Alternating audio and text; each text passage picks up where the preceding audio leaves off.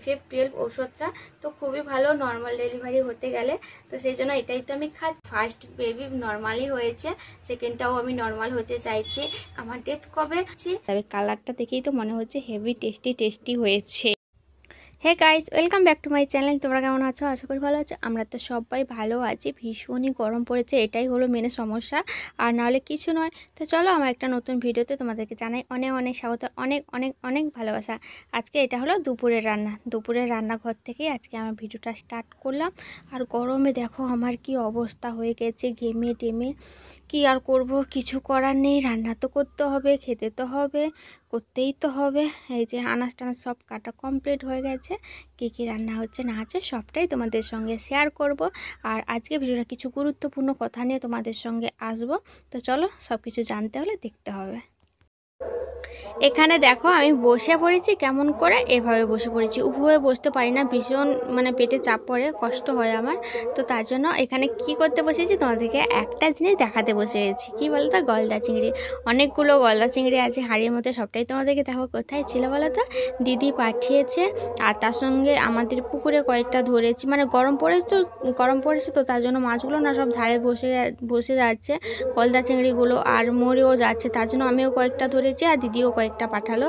তাই দিয়ে আজকে রান্না হবে। আমি কয়েকটা এখন রান্না করব, বেশি একটা রান্না করব না। আর রাত্রে কিছু একটা রেসিপি হবে গলদা চিংড়িতে, এটাও দেখতে পাবে তোমরা। দেখতে হলে সঙ্গে অবশ্যই থাকতে হবে তোমাদেরকে। চলো, এখন যে কয়েকটা রান্না করব সব মাছগুলো আমি তৈরি করে নিই। কতগুলো দেখাচ্ছি, দাঁড়াও আগে।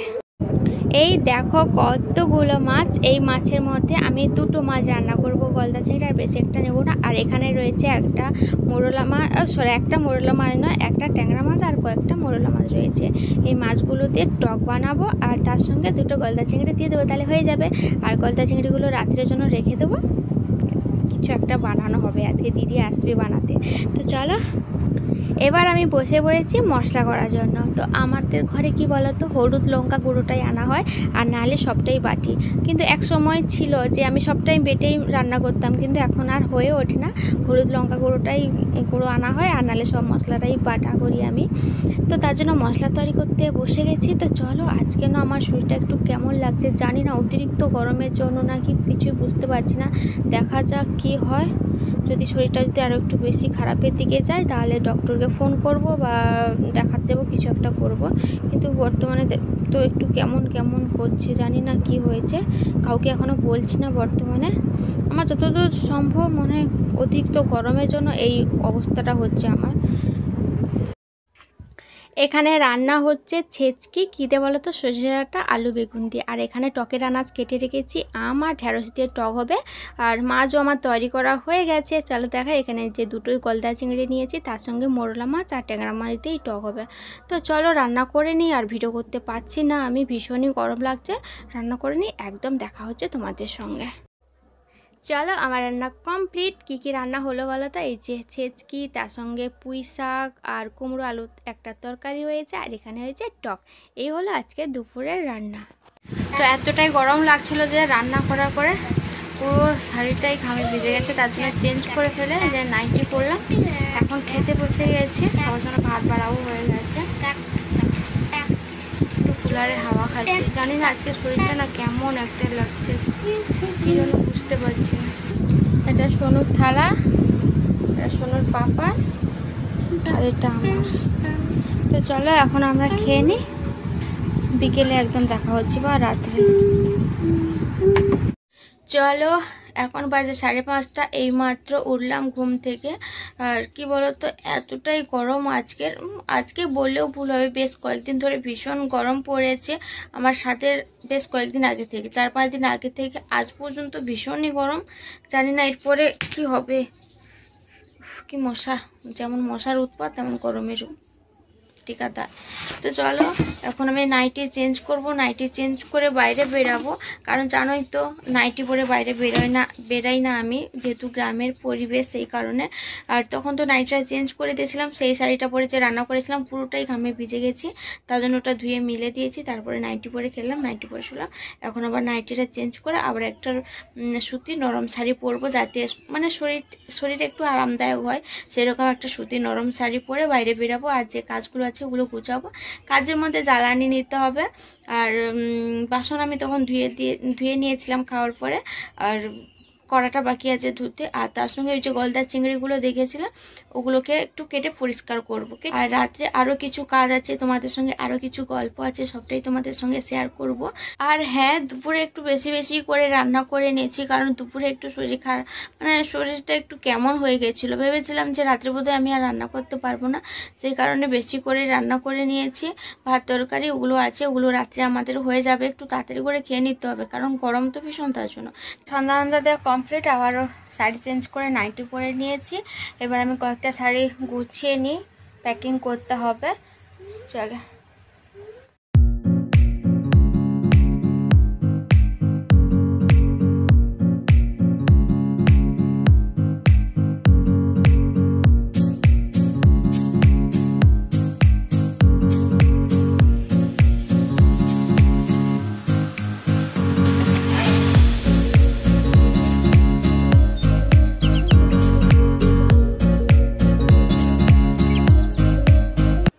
জেঠিমা দেখো একটা বেল দিয়ে গেল এক্ষুনি, গাছ থেকে পড়েছে। জেঠিমা শরবত খাওয়ার জন্য দেখেছে। আজকে আর শরবত খাবো না, কিছুক্ষণ বাদে প্রোটিন পাউডার খাবো। কয়েকদিন ধরে খাইনি, গরম পড়ে গেছে বলে না, তার জন্য খেতে ইচ্ছে করছে না, তার জন্য বি প্রোটিন পাউডার খাবো। আর বি প্রোটিন পাউডার আমার কটা খেয়েছি, আগে একটা খেয়েছি আর শেষ হয়ে যেতে আবার একটা নিয়ে এসছে। এটা এখন মানে এটা মনে হয় 2-3 দিন খেয়েছি আর খাওয়া হয়নি, পুরোটাই আছে। তো ভাবছি শেষ করে দিতে হবে, যেহেতু সামনে ডেট চলে আসছে, বেকার বেকার নষ্ট হয়ে যাবে, তার জন্য খাবো আজকে। গরম জল করে রেখেছি, ভিডিওটা করে নিই তারপরে খাবো। তো চলো, কয়েকটা শাড়ি গুছালাম, আরও কয়েকটা শাড়ি আমি আগে থেকে গুছিয়ে রেখেছি, ওগুলো গুছিয়ে বেশ সুন্দর করে ডেটল ধুয়ে রেখেছি। আজকে কয়েকটা ধুলাম, আরও কয়েকটা আছে, ওগুলোকে ধুবো, ধুয়ে প্যাকিং করে একদম রেখে দেবো। যখন যাব বাবার বাড়ি তখন নিয়ে চলে যাব। আর আমার বেবি কিন্তু বাবার বাড়িতেই হবে, এখানে হবে না, কারণ এখানে দেখাশোনার মতো কেউ নেই আমাকে। আর এখন তো যেহেতু ধান কাটার সিজন, আমাকে কেউ সময় দিতে পারছে না, তো সেই কারণে দিদি আছে, দিদি হয়তো সময় দিতে পারছে না, ধান কাটা হচ্ছে, সেই কারণে আমি এখানে থাকতে চাইছি না, বাবার বাড়িতে চলে যেতে চাইছি। মা তো নিয়ে চলে যেতে চাইছে কবে থেকে, কিন্তু আমি যেতে চাইছি না। আমি মাকে বলেছি যে আমি যখন একদম কিছু করতে পারবো না তখন যাবো, এখন আমি যেতে চাইছি না, তার জন্য যাইনি। আর চলো এবার আমি বলে দিই যে আমি নর্মাল ডেলিভারি হতে চাইছি না সিজার হতে চাইছি। আমি নর্মাল ডেলিভারি হতে চাইছি, কারণ আমার ফার্স্ট বেবি নর্মালি হয়েছে, সেকেন্ডটাও আমি নর্মাল হতে চাইছি। কারণ আমি সিজারে ভীষণ ভীতু, আমি ভীষণ ভয়ে করে, আমার মানে কাটাকুটি সেলাই এগুলো আমার মানে অসম্ভব ব্যাপার। তো তবুও আমি নর্মাল হতে চাইছি। আর জানি না কি হবে, ভগবান আমার প্রতি কি রেখেছে বলতে পারবো না, আমি যেটা চাইছি সেটা হবে কিনা জানি না, কিন্তু নর্মাল ডেলিভারি হওয়ার জন্য আমি যে ব্যবস্থা নেওয়ার সেটা কিন্তু আমি নিয়েছি। জানি না কি হবে, সেটা পুরো ভগবানের ওপর ছেড়ে দিয়েছি। আমি এই পর্যন্ত আমি কি কি ঔষধ খাচ্ছি সেটাও তোমাদেরকে দেখাবো। আমি কিন্তু 5 মান্থ থেকে আমার চিকিৎসা আরম্ভ করেছি প্রেগনেন্সিতে। আগে থেকে আমি কোনো ডক্টর দেখাইনি, 5 মান্থ থেকেই আমি শুরু করেছি। আর 5 মান্থ থেকেই আমি কন্টিনিউ যে ওষুধগুলো খেয়েছি সেগুলো তোমাদেরকে দেখাবো। এখন প্রথম আমি দেখাই ফলিনেক্স ডি। তোমাদের কাছে উল্টো লাগবে, কারণ আমি সামনের ক্যামেরায় ভিডিও করছি, তো তার জন্য উল্টোই লাগবে। তো আমি নামগুলো বলে দিচ্ছি, ফলিনেক্স ডি। তো এটা আমি 5 মান্থ থেকেই খাচ্ছি কন্টিনিউ। আর তার সঙ্গে খাচ্ছি ভেরিয়াম এক্সটি, এটাও কন্টিনিউ খাচ্ছি 5 মান্থ থেকে।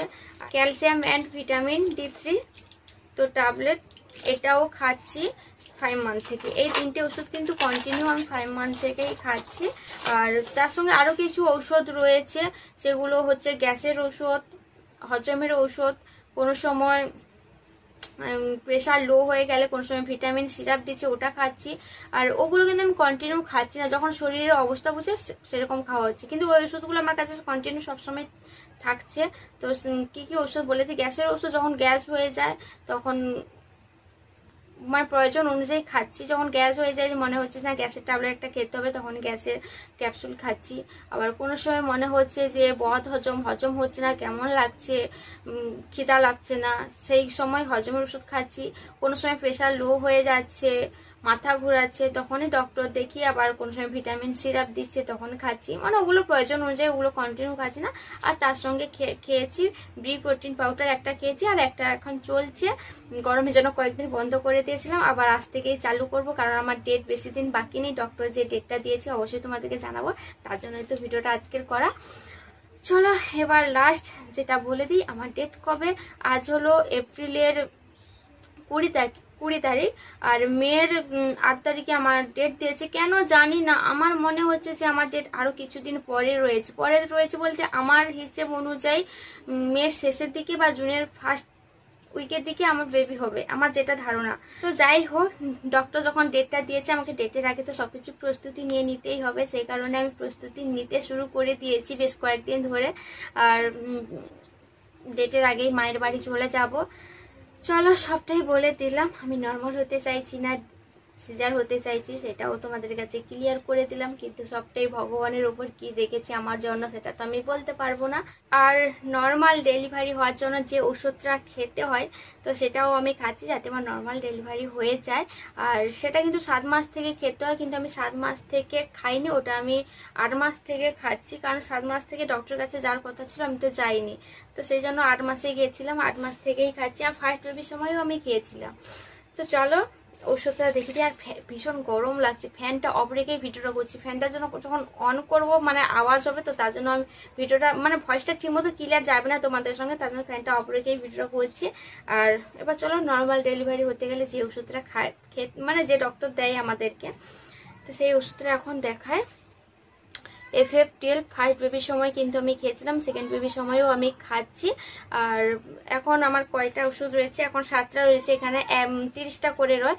তো যেহেতু আমার 7টা রয়েছে, জানি না কি হবে, 7টা খাওয়ার শেষের আগে হয়ে যাবে না 7টা খাওয়ার পরে হবে। যাই হোক, এটা যদি খাওয়া শেষ হয়ে যায় আমি আবার একটা ওষুধ এনে রাখবো। আর ডক্টর বলেছে এটা বেবি হওয়ার পরেও খাওয়া যাবে, তো কোনো টেনশন নেই। তো এটা যদি শেষ হয়ে যায় আবার একটা নতুন নিয়ে আসবো। যদি কেউ প্রেগনেন্সি থেকে থাকো, যদি কেউ নর্মাল ডেলিভারি হতে চাও, তো তোমাদের ডক্টরের সঙ্গে আলোচনা করে এই ওষুধটাও খেতে পারো। তো ওষুধটা আমি আরো একবার বলে দিই, নামটা FF12। এই যে একটু অসুবিধা হবে যেহেতু সামনের ক্যামেরায় ভিডিওটা করছি, উল্টো লাগবে। FF12 ওষুধটা তো খুবই ভালো নর্মাল ডেলিভারি হতে গেলে, তো সেই জন্য এটাই তো আমি খাচ্ছি। ভিডিওটা কিন্তু আমি এখনো শেষ করছি না, দিদি তো আসবে রাত্রে। দেখেছিলাম যে গলদা চিংড়িগুলো, ওগুলোকে পরিষ্কার করে নিয়েছি আমি কেটে কেটে, তো ওগুলো দিয়ে একটা রেসিপি বানাবে। কি রেসিপি বানাবে সেটা আমি জানি না, ওইটা দেখে আজকে ভিডিওটা শেষ করব আমি। তো চলো দেখতে থাকো, সঙ্গে থাকো। দিদি চলে এসেছে, আর এই যে গোটা গোটা চিংড়ি মাছ দিয়ে আর গাজর কুচি, আদা কুচি, রসুন কুচি, পেঁয়াজ কুচি দিয়ে কিছু একটা বানাবে। তো এরকম রেসিপি আমি খাইনি, তো খেয়ে তখন বলবো কেমন হয়েছে। আর এখানে এই যে এটাতে করে রয়েছে পেঁয়াজ কুচি, এর মধ্যে দেওয়া হবে চিংড়ি মাছের কুচি দিয়ে একটা বড়া টাইপের করা হবে। তো এই হলো আজকে রাত্রের মেনু। দিদি এখানে এই যে রান্না বসিয়ে দিয়েছে, চিংড়ি মাছের কারি টাইপের ওই যে কাজু টাজু কুচি দিয়ে বানাচ্ছে। তো দেখেই তো মনে হচ্ছে খুবই টেস্টি হবে খেতে, তো ভাত খাওয়ার সময় একদম বোঝা যাবে, কালারটা দেখেই তো মনে হচ্ছে হেভি টেস্টি হয়েছে। তো চলো এবার খাই মুচমুচে বড়া ভাজা গরম গরম। তো এটা তো এক্ষুনি খেয়ে নেবো, এটা তো ভাত খাওয়া অবধি সামলাবে না, এর আগে একটু খেয়ে নিই কেমন হয়েছে। চলো খেয়ে তোমাদেরকে বলে দিচ্ছি। আর হ্যাঁ, এর সঙ্গে আরও কিছু হবে, ওই চিপস ছিল, তো আমাদের যে অনুষ্ঠানের ঘরে চিপস আনা ছিল ওগুলো অনেকগুলো বেড়ে গেছে, ওইগুলো এখন ভাজে দিদি, সব একসঙ্গেই খাওয়া হবে আজকে। তো চলো খাই এখন।